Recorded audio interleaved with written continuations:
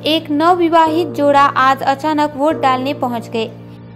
नए जोड़े को विवाह के लिबास में देखकर मतदान स्थान पर खड़े सभी लोग उन्हीं को निहार रहे थे। दोनों नवविवाहित जोड़ा विवाह के गांठ में बंधे थे। यह सुंदर नजारा कहीं और का नहीं बल्कि जलपाईगुड़ी का है। शुभंकर इंद्र ने जलपाईगुड़ी के सोनुला हाई स्कूल में दूल्हे की पोशाक पहनकर अपने नवविवाहित धर्मपत्नी के साथ पहुंचकर अपना वोट डाला। उनके विवाद होने के बाद नई दुल्हन सुतपा रॉय भी उनके साथ आई थी।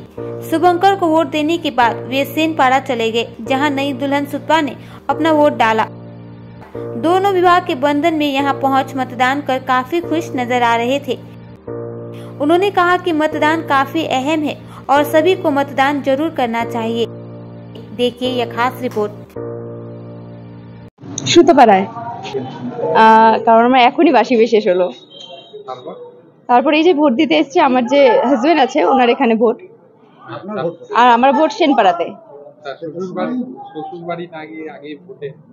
ভোট তো 6টা পর্যন্ত, শ্বশুরবাড়িতে সন্ধ্যেবেলা যাবো, আগে ভোটটা দেবো, এরপর আমার বাড়িতে যাবো, আমার ওখানে যাবো, ওখানে ভোট দিয়ে দেন ওখান থেকে বাড়ি গিয়ে তারপরে শ্বশুরবাড়ি।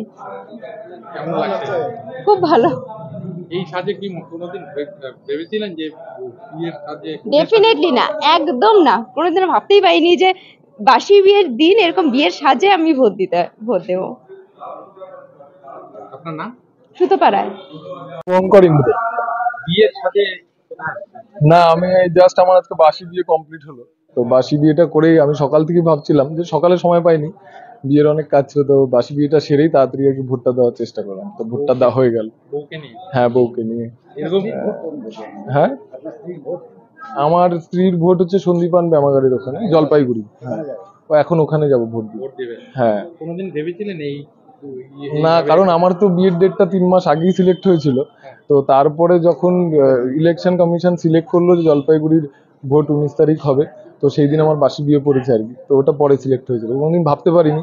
তো যাই হোক, এটা মানে I am the lucky person যে আজকের দিনে আমি ভোটটা দিতে পারলাম, মানে বিয়ের পরেও যে ভোটটা দিতে পারলাম, এটা বিশাল ব্যাপার আর কি।